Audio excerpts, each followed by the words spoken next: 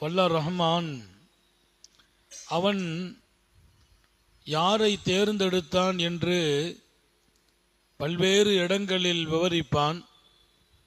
சில பேர்களுக்காக அவன் பரிந்துரைக்கிற ஆயாத்துகளும் இடம்பெறுகிறது. சில பேர்களினுடைய கண்ணியத்தை அவன் நிலைநிறுத்தியும் வசனங்களை இறக்கினான்.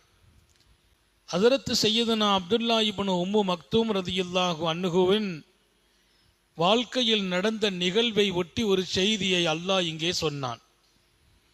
திருக்குரானிலே ஒரு வசனம் அருளப்படும். லா யஸ்தவில் காயிதூன் மினல் மூமினீன் ஒல் முஜாஹிதூன். மூமின்களிலே அல்லாவின் பாதையில் போர்க்களத்துக்கு சென்றவர்களும் போகாமல் இருந்தவர்களும் சமமில்லை. அந்த ஆயத்து இப்படித்தான் இறங்குகிறது. எப்படி? லா யஸ்தவில் காயிதூன மினல் மூமினீன் ஒல் முஜாஹிதூன் இப்படி இறங்குச்சு. மூமின்களில் போருக்கு போனவர்களும் போகாதவர்களும் சமம் இல்லை என்று ஒரு ஆயத்தை அல்லாஹ் இறக்கிறான். அது இறக்கப்பட்ட போது அந்த ஆயத்தின் வரியை பெருமானார் ஸல்லல்லாஹு அலைஹி வஸல்லம் எழுதச் சொல்கிறார்கள். அதை எழுதுவதற்காக நியமனம் செய்யப்பட்ட சஹாபி எழுத ஆரம்பிக்கிற போது அப்துல்லா இப்னு உம்மு மக்தூம் வந்துட்டாங்க. அவங்க கண் பார்வை தெரியாதவங்க. அந்த வசனம் எப்படி? போருக்கு போனவங்களும் போகாதவர்களும் சமம் இல்லை. இவங்க போனதே இல்லை. போனவர்களுக்கு கொடுக்கும் கூலியும் பாக்கியமும் அல்லாவின் பாதையிலே போய் களம் காணாதவர்களுக்கு கிடைக்குமா? எப்படி சமம் என்று சொன்ன அந்த வசனம் எழுதப்படும் நேரம் அவர்கள் வந்து விட்டார்கள். வந்து அப்துல்லா இப்னு மக்தூம் சொன்னார்கள், யா ரசூலல்லாஹ், அப்படியானால் எனக்கு அந்த கூலி கிடைக்காதா? நான் முடியாதவனாச்சே. போருக்கு போவதற்கு ஆசை இருக்கிறது, ஆனால் அனுமதிக்கவில்லையே. அவங்கள போக வேண்டாம் சொல்றாங்க ஸல்லல்லாஹு அலைஹி வஸல்லம். என்ன ரெண்டு கண்ணும் தெரியாது. ரசூல் ஸல்லல்லாஹு அலைஹி வஸல்லம் இடத்திலே அவர் சொல்கிறார், நான் போக வேண்டும் என்று ஆசைப்படுகிறேன். அல்லாவின் புனிதமான போர்க்களத்தில் என் பங்களிப்பு இருக்க வேண்டும் என்று எனக்கு விருப்பம் இருக்கிறது.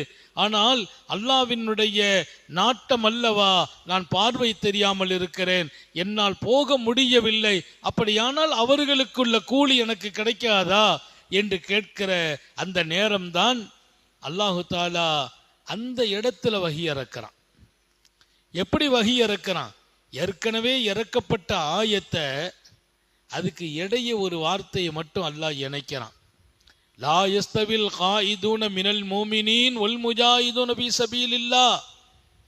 போருக்கு போகாதவர்களும் போனவர்களும் சமமில்லை என்கிற அந்த வசனத்தில் இடையே ஒரு வார்த்தை கைரு உலில் லரர், கண் பார்வை தெரியாதவர்கள் விதிவிலக்குன்னு ஒரு வார்த்தையை போட்டான்.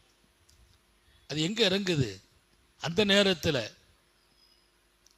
அந்த ஆயத்தினுடைய அந்த பக்கத்திற்கும் இந்த பக்கத்திற்கும் இடையே லா யஸ்தவில் காயிதூன மினல் முஃமினீன் ஒல் முஜாஹிதூனுக்கு மத்தியில் கைரு உலில் லரர், பார்வை தெரியாதவர்களுக்கு அனுமதி, அவங்க போகாவிட்டாலும் அவங்களுக்கு கூலி கிடைத்துக்கிடும் என்பதை அல்லாஹ் சொன்ன போது அவர் மெய்சிலுத்து போகிறார். ரசூல் ஸல்லல்லாஹு அலைஹி வஸல்லம் அவர்களுக்கு அந்த செய்தியை சொல்லிக் கொண்டிருக்கும் போது வஹி இறங்குது. வஹியெல்லாம் எப்போ இறங்குதுன்னு சொல்ல முடியாது. வானவர்கள் கோமான் பல்லாயிரம் மைல்களுக்கு அப்பால் இருந்து அல்லாவின் புறத்தில் அவன் சொன்ன செய்தியை 7 வானத்தை கடந்து பூமிக்கு கொண்டு வர வேண்டும். எவ்வளவு விரைவாக கொண்டு வந்திருக்கிறார்கள். அப்துல்லா இப்னு உம்மு மக்தூம் கேள்வி கேட்ட அடுத்த நிமிடம் அந்த ஆயத்திற்கு இடையே கைரு உலில் லரர், பார்வை தெரியாதவர்களுக்கு அந்த கூலி விஷயத்தில் அவர்கள் வித்தியாசமானவர்கள், அவர்கள் விதிவிலக்கானவர்கள் என்ற வசனத்தை அல்லாஹ் அந்த வார்த்தையை கொண்டு அவர்களின் கண்ணியத்தை உயர்த்தினான். அவங்க அப்படி இருந்தும் ஆசைப்பட்டாங்களாம், எப்படியாவது கடைசியில் ஒரு தடவையாவது அல்லாஹ்வுடைய பாதையில் போய் நான் அல்லாவின் பாதையிலே ஷஹீதாயிரணும் அப்படின்னு ஒரு ஆசை இருந்துச்சு. யாருக்கு? சையதுனா அப்துல்லா இப்னு உம்மு மக்தூம் ரலியல்லாஹு அன்ஹு அவர்களுக்கு அல்லாஹ் அவர்களுக்கு ரொம்ப பெரிய கண்ணியத்தை கொடுத்தான். பிலால் ரலியல்லாஹு அன்ஹுவோடு இவர்களுக்கும் பாங்கு சொல்லும் வாய்ப்பை ரசூல் கொடுத்தாங்க. கண் பார்வை தெரியாது, ஆனா பாங்கு சொல்வாங்க. கண்பார்வை தெரியாது, பாங்கு சொல்வாங்க. ஹஜரத் பிலால் பாங்கு சொல்ற விதம் வேறு, இவங்க பாங்கு சொல்ற விதம் வேறு. எப்படி பாங்கு சொல்றீங்கன்னு கேட்டா, நான் சொர்க்கத்திலே பாங்கு சப்தம் கேட்டு இங்கே பாங்கு சொல்வேன் என்பார்கள். வானத்திலே பாங்கு சப்தம் கேட்கும், பின்பு நான் இங்கே பாங்கு சொல்வேன். அப்படியானால் பார்வை இல்லை என்றால் அவர் குறைவுடையவர் என்று ஆக்கப்படுவதற்கில்லை. கண் பார்வை இல்லை, ஆனால் அவர்களுக்கு வேறு பல்வேறு சக்திகளை அல்லாஹ் கொடுத்தான். எங்கோ சொல்லப்படும் பாங்கு, அதுவும் அல்லாஹ்வின் தர்பாரில் மலக்குகள் சொல்லும் பாங்கு கேட்கும் இடம் அவர்களுக்கு இருந்தது. வேறு சில இடத்துல இப்படியும் வரும். அப்துல்லா இப்னு உம்மு மக்தூம் ரலியல்லாஹு அன்ஹு அவர்களுடைய பாங்குக்கு வானலோகத்தில் இருந்த மரியாதை. ரசூல் ஸல்லல்லாஹு அலைஹி வஸல்லம் அவங்க எந்த ஊருக்காவது போருக்கு போனா மதீனாவினுடைய மஸ்ஜிதுன் நபவியினுடைய இமாமாக ஹஸரத் சையதுனா அப்துல்லா இப்னு உம்மு மக்தூமை நியமனம் செய்துட்டு போவாங்க. பெருமானாருடைய கலீஃபா அவங்க. கிட்டத்தட்ட பல்வேறு காலங்கள், எத்தனையோ தடவை ரசூல் ஸல்லல்லாஹு அலைஹி வஸல்லம் வெளியே போகிற போது அவர்களையே கலீஃபாவாக நியமனம் செய்வார்கள். கண்பார்வை இல்லை, அவங்க தான் இமாமாக நிற்பார்கள். இமாமத்துக்கு கண்பார்வை இல்லாதவ தொலைவச்சா கூடுமாங்கிறத தாண்டி ரசூல் அவர்களை கலீஃபாவாக ஆக்கி இமாமாக நிறுத்தி விட்டு போவார்கள். பெருமானார் போன போர்க்களங்கள், பல போர்க்களங்களில் பள்ளிவாசலின் கலீஃபா, அங்கே இமாமத்து பணி, அன்னலார் வெளியே இருப்பார்கள், அப்துல்லா இப்னு உம்மு மக்தூம் செய்வார்கள். ஏன்? அவர்களுக்கு பார்வை இல்லையே தவிர அவர்களின் இதயத்தின் வெளிச்சம் அல்லாஹுவின் அங்கீகாரமாக இருந்தது. அல்லாஹ் மனிதர்கள்ல மிக குடம்போட்டவர்களை எல்லாம் தேர்ந்தெடுத்தான். கடைசி காலத்துல அவங்க கடைசியா பிடிவாதமா இருந்தாங்க, நான் எப்படியாவது ஒரு போர்க்களத்தில் கலந்து கொள்ளணும். பிற்காலத்தில் காதிசியாவின் நடைபெற்ற யுத்தகலம் நானும் வருவேன்னு சொன்னாங்க.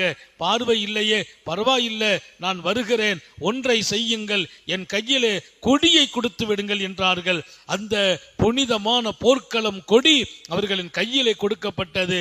அந்த கொடியை கையிலே தாங்கிக் கொள்ள, அவர்களை எதிரிகள் தாக்க, கை ஒடிந்து போக, அவர்கள் அந்த கொடியை நெஞ்சில் அணைத்துக் கொள்ள பல்வேறு அம்புகளும் வாள்களும் அவர்களை தொலை தூக்கி கொண்டு அவர்களை தொலை போட்டு உடலை பதம் பார்த்த போது அந்த கொடியை மட்டும் விடவில்லை. அவங்க சொன்னாங்க, நான் எதிரியை கண்டு ஓடப் போவதில்லை.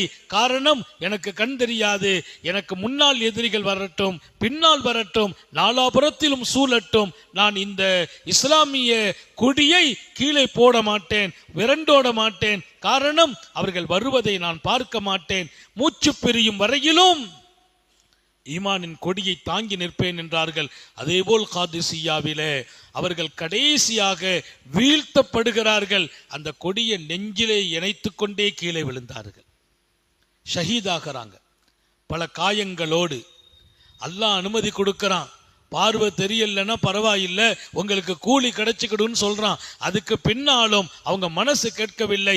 எப்படியாவது என் இறுதி மூச்சு அல்லாவின் பாதையிலும் போர்க்களத்திலும் முடிய வேண்டும் என்று அவர்கள் நினைத்த நினைப்பும் எண்ணமும், அதற்கும் அல்லாஹ் அங்கீகாரம் கொடுத்தான். பல்வேறு காயங்களோடு புனித காதிசியாவில் ஷஹீதாகிறார் அப்துல்லா இப்னு உம்மு மக்தூம் ரலியல்லாஹு அன்ஹு. இஸ்லாத்தினுடைய வந்த வெளிச்சங்களில் இஸ்லாம் எப்படி வளர்ந்தது, உயர்ந்தது என்று பார்க்கும் இடங்களிலெல்லாம் பல்வேறு உயர்ந்த மாமனிதர்கள், அதில் முத்தாய்ப்பான இடம் அப்துல்லா இப்னு உம்மு மக்தூம் ரலியல்லாஹு அன்ஹுவுக்கு இருந்தது. அவர்களை பற்றிய அற்புதமான இன்றைய நிகழ்வு மறக்க முடியாத நிகழ்வு. திருக்குர்ஆனில் வரலப்பட்ட வசனத்தை அல்லாஹ் ரெண்டாக பிரித்து மத்தியிலே ஒரு வார்த்தையை பதிவு செய்கிற அளவிற்கு அவங்க வந்து நின்று பேசின அடுத்த நிமிடம் பல்லாயிரம் மைல்களுக்கு அப்பால் இருந்து ஜிப்ரீல் கீழே இறங்கும் அளவிற்கு அல்லாஹ் இடத்துல அவங்களுக்குன்னு ஒரு மதிப்பு இருந்தது. எல்லாம் அல்ல அல்லாஹ் பாக்கியம் நிறைந்த அந்த மாமனிதர்கள் போன பாதை இஸ்லாம் இன்றைக்கும் வெளிச்சம் காட்டுகிறது. இன்றைக்கும் அவர்கள் உலக மனிதர்கள் இதயங்களில் அங்கீகாரம் பெறுகிறார்கள். அல்லாஹ்விடத்திலே கண்ணியம் பெற்றார்கள். நாளைய சொர்க்கத்தின் அலங்காரமாக திகழ்கிறவர்கள். அப்படிப்பட்ட மாமனிதர்களை நாம் எடுப்பதற்கும் நடப்பதற்கும் பின்பற்றுவதற்கும் அல்லாஹ் தௌஃபீக் செய்வானாக.